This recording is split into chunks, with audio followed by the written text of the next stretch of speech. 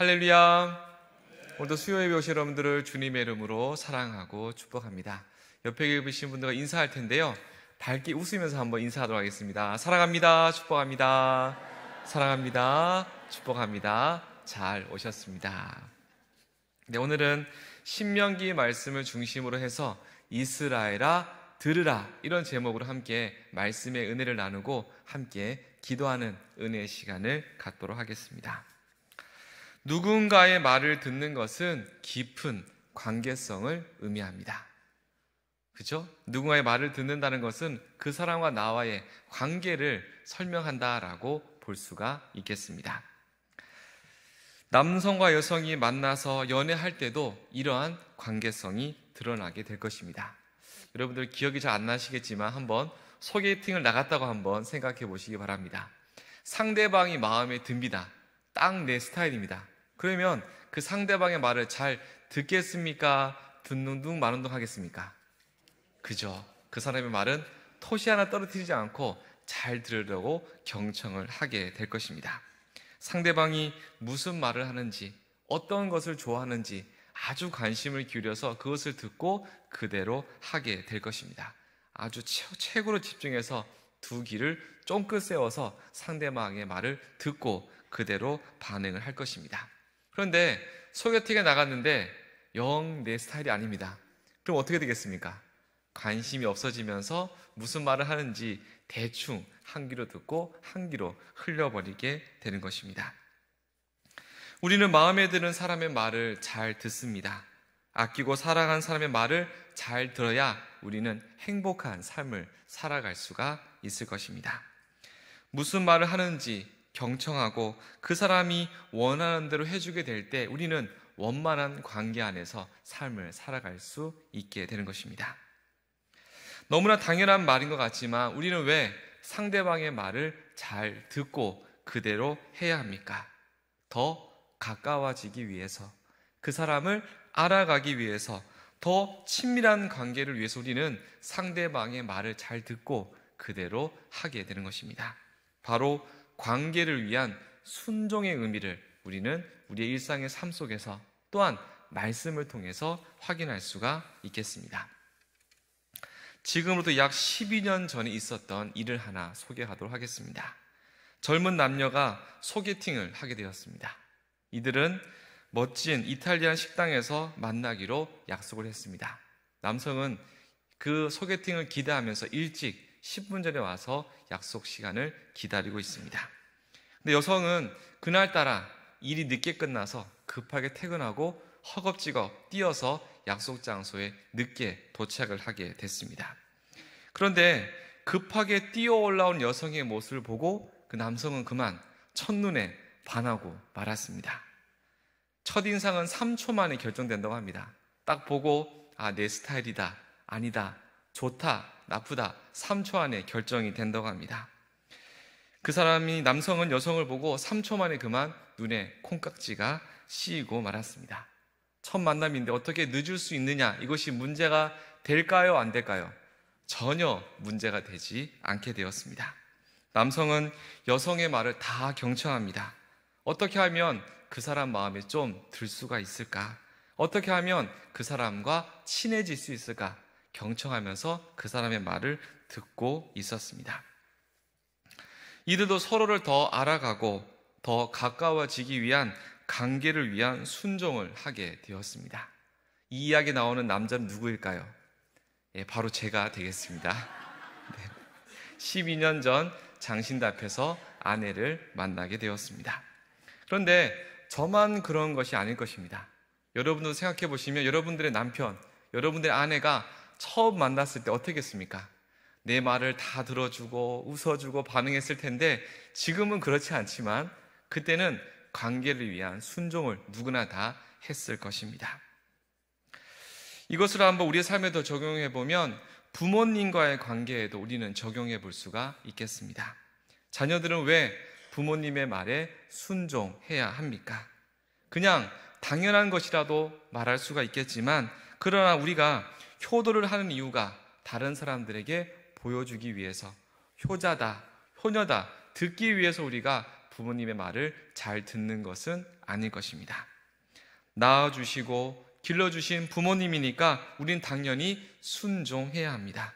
또한 부모님을 더 이해하고 더 알아가고 더 잘 섬기기 위해서 우리는 부모님의 말씀을 잘 듣고 그대로 할 때 우리는 부모님과 더 가까운 친밀한 관계를 맺을 수가 있을 것입니다. 이것 또한 우리는 관계를 위한 순종, 이렇게 표현할 수가 있겠습니다. 하나님은 이스라엘 백성들이 하나님의 말씀에 순종하기를 원하셨습니다. 하나님의 말씀을 잘 듣고 그 말씀을 기억하여 순종하며 살아갈 것을 하나님은 원하셨습니다. 하나님은 왜 그렇게 그 많은 말씀을 주시고 그 많은 선지자를 통해서 백성들에게 계속해서 하나님의 말씀을 말씀하셨을까요? 창세기 22장에 보면 아브라함이 아들 이삭을 번제로 바치게 됩니다. 하나님은 75세가 되는 아브라함에게 나타나셔서 말씀하십니다. 아브라함아, 내가 너로 큰 민족을 이루도록 해주겠다. 이 말씀을 받았습니다. 아브라함은 그 말씀을 찰떡같이 믿었습니다. 그런데 하나님의 말씀이 자꾸 이루어지지가 않는 것입니다. 아브라함은 기다렸습니다. 그러다가 어떻게 됩니까? 99세가 될 때까지 아브라함에게는 큰 민족을 이루게 해준다 말씀하셨는데 아들 한 명도 없는 것이 아브라함의 현실이었습니다. 아들 한 명이 없는데 어떻게 큰 민족을 이룰 수가 있을까? 내 나이가 이제 100세가 되어 가는데 하나님의 약속은 이루어질 것인가? 이루어지지 않을 것인가? 아브라함도 많은 고민을 하게 됐을 것입니다. 그러나 아브라함의 인내가 대단합니다. 하나님이 큰 민족을 주신다고 약속하셨고 25년이 지났지만 아브라함은 실망하거나 좌절하지 않고 하나님을 신실하게 믿고 기다린 것입니다. 하나님을 향한 기다림은 낭비의 시간이 절대 아니었습니다. 하나님의 때가 찼습니다. 이제 하나님은 아브라함이 100세가 되던 해에 그토록 기다리던 아들 이삭을 주셨습니다. 아브라함 얼마나 기뻤겠습니까? 25년 동안 하나님의 말씀을 기다리다가 첫 번째 응답으로 이삭을 얻게 되었습니다. 이제 하나님이 이 이삭을 통해서 큰 민족을 이루도록 많은 자손들을 주시겠지 기대하며 감사했습니다. 그렇지만 현실이 어떻습니까? 하나님께서 아브라함에게 말씀을 하시는 겁니다. 창세기 22장 1절 2절 말씀을 다 함께 읽어보도록 하겠습니다. 그 일 후에 하나님이 아브라함을 시험하시려고 그를 부르시되 아브라함아 하시니 그가 이르되 내가 여기 있나이다. 여호와께서 이르시되 내 아들 내 사랑하는 독자 이삭을 데리고 모리아 땅으로 가서 내가 내게 일러준 한 산 거기서 그를 번제로 드리라. 아멘. 하나님의 말씀이 선포된 것입니다. 어떻게 했습니까? 하나님께서 아브라함의 믿음을 평가하시는 겁니다. 하나님은 아브라함을 부르십니다. 아브라함아, 너가 그렇게 아끼는 독자 아들 이삭을 번제로 바치라 말씀합니다. 아브라함은 어떻게 반응합니까? 하나님께서는 누구보다도 이삭이 가지고 있는 의미를 누구보다 잘 알고 있었을 겁니다. 내가 너로 큰 민족을 이루겠다 약속하시고 25년이 지나서 아들 한 명을 주셨는데 그 아끼고 사랑하는 아들을 번제로 바치라고 하나님께서 아브라함에게 말씀하신 겁니다. 우리는 아브라함을 믿음의 조상이라고 부르고 있습니다. 아브라함의 믿음이 어떤 믿음이었습니까? 아브라함이 믿음의 조상으로 불릴 만한 그런 특별한 믿음의 모습을 우리에게 보여주는 것입니다. 하나님이 이삭을 번제로 바치라 했을 때 아브라함의 반응이 참으로 도전적인 믿음의 모습인 것입니다. 창세기 22장 3절 말씀 함께 읽어보도록 하겠습니다. 아브라함이 아침에 일찍 일어나 나귀의 안장을 지우고 두 종과 그의 아들 이삭을 데리고 번제에 쓸 나무를 쪼개어 가지고 떠나 하나님이 자기에게 일러준 곳으로 가더니 아멘. 아브라함은 어떻게 반응합니까? 아침 일찍 일어났습니다.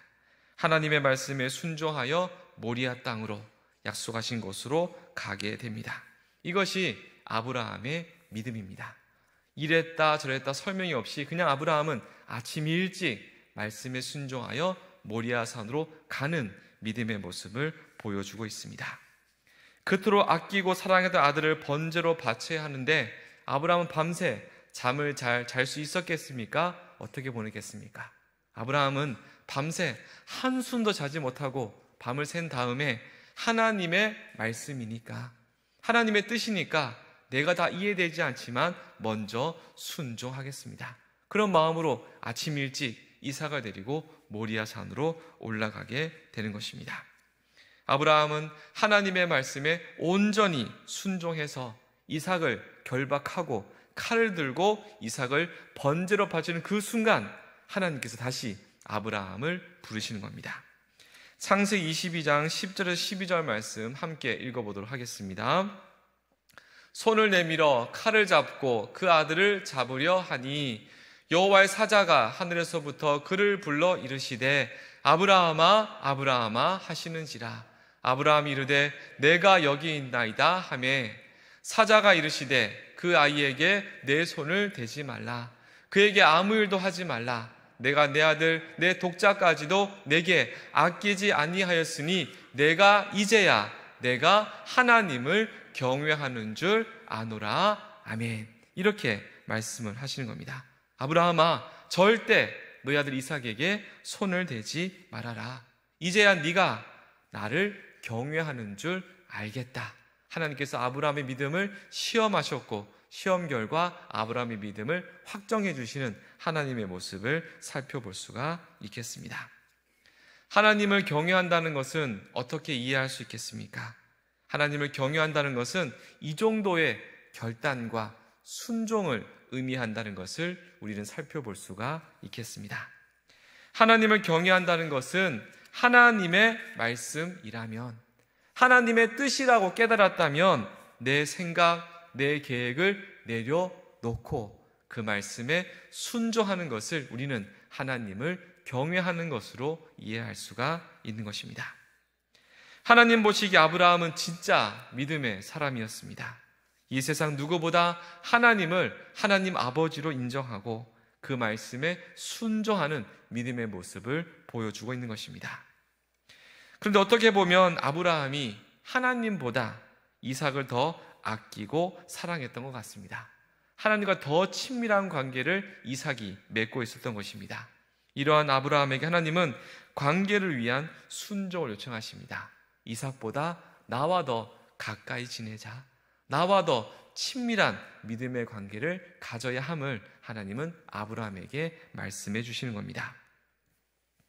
이어서 신명기 6장 4절 5절 말씀도 한번 읽어보도록 하겠습니다. 이스라엘아 들으라. 우리 하나님 여호와는 오직 유일한 여호와이시니 너는 마음을 다하고 뜻을 다하고 힘을 다하여 내 하나님 여호와를 사랑하라. 아멘. 하나님의 사람들은 어떠한 삶을 살아가야 합니까? 오직 마음을 다해서 하나님을 마음과 뜻과 힘을 다해 사랑할 것을 하나님께서 말씀하고 있습니다. 하나님의 특별한 선택을 받은 이스라엘 백성이라면 하나님을 향하여 마음과 뜻과 힘을 다해 하나님을 사랑하는 삶을 살아가야 함을 말씀하고 있습니다. 이 말씀을 잊지 않기 위해서 하나님은 이 말씀을 마음에 새기고 자녀들에게 부지런히 가르치고 집에 앉아 있을 때, 길을 걸어갈 때, 누워 있을 때, 일어날 때마다 이 말씀을 보고 기억하며 하나님만을 사랑하며 살아갈 것을 백성들에게 요구하고 있는 것입니다.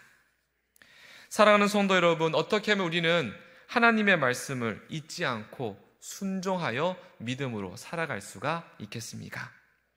이스라엘 백성들은 이 말씀을 순종하기 위한 믿음의 장치들을 만들었습니다. 하나님이 주신 말씀에 순종하여 이 말씀을 손목에 메고 미간에 붙이고 문설주에 기록해서 하나님의 백성들이 어디를 들어가고 나가든 어떤 사람을 만나든 그 말씀을 보고 하나님을 열심히 마음과 뜻과 힘을 다해 사랑할 것을 기억하며 순종할 것을 하나님은 말씀하여 주신 것입니다. 저는 이 말씀을 묵상하면서 궁금한 점이 생겼습니다. 하나님 왜 이렇게까지 이스라엘 백성들에게 말씀을 기억하게 하고 이렇게 순종하기를 원하실까? 하나님의 마음은 어떤 것일까 생각하게 되었습니다. 한번 생각해 보십시오. 우리가 하나님의 말씀에 순종하는 것이 하나님께 어떤 유익이 있겠습니까? 하나님께 무슨 덕이 있겠습니까?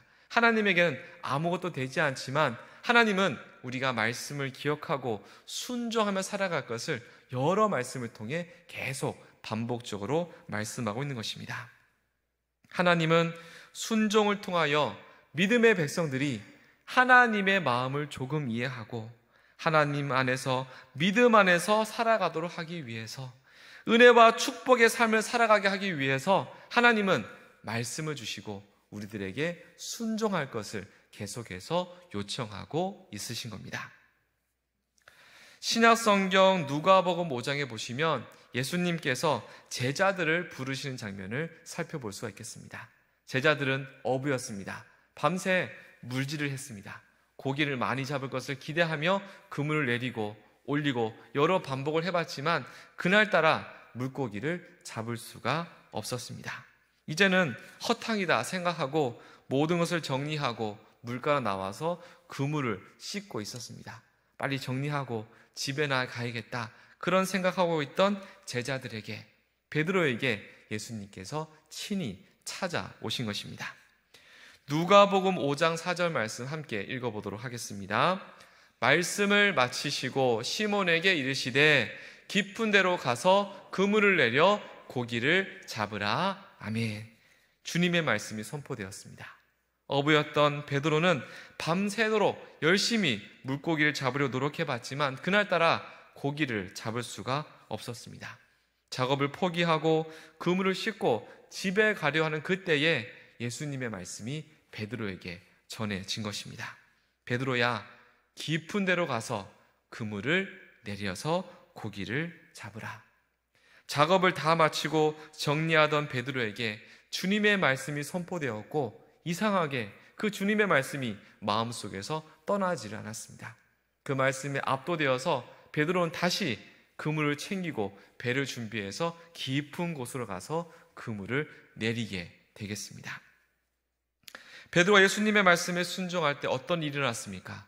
너무나 많은 고기를 잡아서 혼자는 건져 올릴 수가 없었습니다. 주변의 배들을 데리고 와서 배에 가득 채울 만큼 많은 물고기를 잡아와서 예수님 앞에 오게 되겠습니다. 예수님의 말씀에 압도되어서 그물을 내린 베드로는 예수님이 어떠한 분이신지, 어떠한 능력이 있으신 분이신지를 깨닫게 되었습니다. 그리고는 예수님 앞에 엎드려 이렇게 고백합니다. 주님, 저를 떠나십시오. 저는 죄인입니다. 주변에 있던 어부들도 베드로가 예수님의 말씀에 순종해서 일어난 이 일로 말미암아 모두 다 놀라고 두려움에 떨고 있었습니다. 이에 주님께서 베드로에게 말씀하십니다. 베드로야, 무서워하지 말라. 이제 후로는 내가 사람을 취하리라. 아멘. 말씀이 선포되었습니다.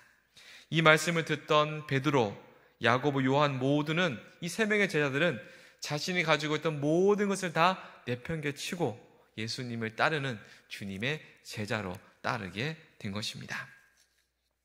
예수님께서 베드로를 부르시는 장면을 통해서도 우리는 관계를 위한 순종을 발견할 수가 있겠습니다.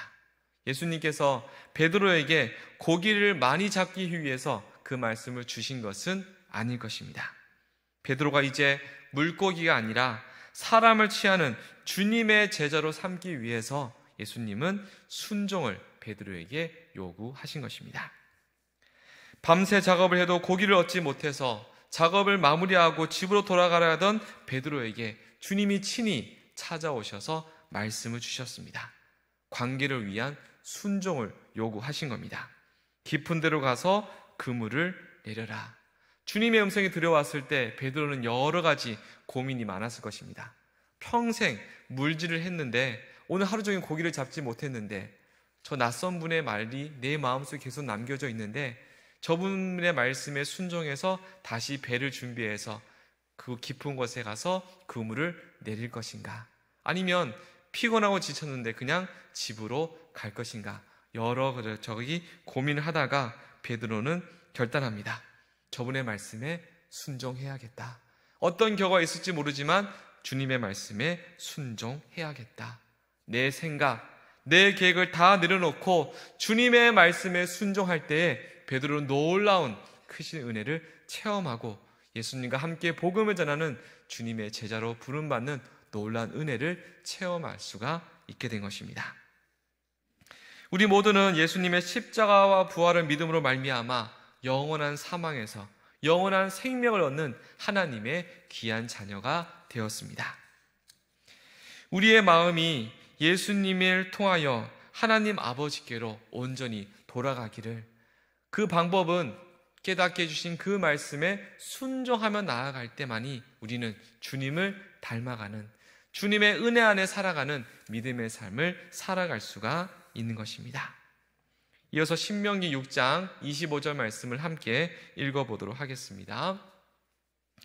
우리가 그 명령하신 대로 이 모든 명령을 우리 하나님 여호와 앞에서 삼가 지키면 그것이 곧 우리의 의로움이니라 할지니라. 아멘. 아주 중요한 말씀인데요, 우리가 하나님의 말씀에 순종하는 것이 무엇이라 말씀하고 있습니까? 우리의 의로움이 된다라고 말씀하고 있는 것입니다. 우리가 말씀에 순종할 때마다 그것이 하나님 보시기에 우리의 의로움이 된다는 귀한 말씀이 되겠습니다. 성경에서 의롭다는 말은 하나님과의 올바른 관계를 의미하겠습니다. 우리의 순종이 하나님과의 관계성을 가까이 하게 되는 비밀인 것을 우리는 말씀을 통해 확인할 수가 있겠습니다. 우리가 하나님의 말씀에 순종할 때마다 하나님은 풍성하신 긍휼로 말미암아 모든 죄를 가려주시고 우리를 의인으로, 또 하나님과 올바른 관계 안으로 우리를 초대해 주심을 우리는 말씀을 통해 확인할 수가 있는 것입니다. 이어서 로마서 1장 17절 말씀 마지막으로 한번 읽어보도록 하겠습니다. 복음에는 하나님의 의가 나타나서 믿음으로 믿음에 이르게 하나니 기록된 바 오직 의인은 믿음으로 말미암아 살리라 함과 같으니라. 아멘. 십자가의 은혜로 구원받은 성도들 어떻게 살아야 합니까? 오직 믿음으로 살아감을 말씀하고 있습니다. 예수 그리스도의 십자가와 부활을 믿음으로 말미암아 구원받은 주님의 백성들은 하나님과 가까운 친밀한 관계성 안에서 믿음으로 살아갈 때 우리는 믿음으로 의인된 삶을 살아갈 수 있음을 우리는 두 개의 말씀을 통해 확인할 수가 있겠습니다. 사랑하는 성도 여러분, 오늘 말씀 제목이 무엇입니까? 이스라엘아 들으라. 계속해서 하나님은 이스라엘 백성들에게, 오늘날 믿음으로 살아간 백성들에게 끊임없이 말씀하십니다. 하나님의 말씀을 듣고 깨닫게 해주신 말씀이 있다면 그 말씀에 순종하는 믿음의 삶을 살아갈 것을 하나님은 계속해서 요구하고 있는 것입니다. 우상 숭배와 죄악으로 이스라엘 백성들은 결국 하나님의 심판을 받게 됩니다. 왜 그렇습니까? 하나님 말씀에 순종한 의인 한 사람이 없었기 때문에 이스라엘은 하나님 앞에 멸망을 받고 만 것입니다. 오늘날도 하나님은 믿음의 백성들에게 말씀합니다. 성경 말씀을 통해, 또한 목회자들의 설교 말씀을 통해 계속해서 하나님의 말씀을 듣고 깨닫게 하신 그 말씀에 순종하여 믿음으로 살아가기 위해 하나님은 계속해서 말씀을 선포하고 있으십니다. 오늘 수요 예배 주신 하나님의 말씀을 오늘 나에게 주신 하나님의 음성으로 듣기를 원합니다. 하나님의 말씀에 믿음으로 응답한 아브라함처럼, 또한 믿음으로 순종한 베드로처럼 날마다 하나님과 더 친밀한 믿음의 관계로 나가기 위해 깨닫게 해주신, 우리에게 들려주신 그 말씀에 순종하며 살아가는 우리의 삶이 되기를 원합니다.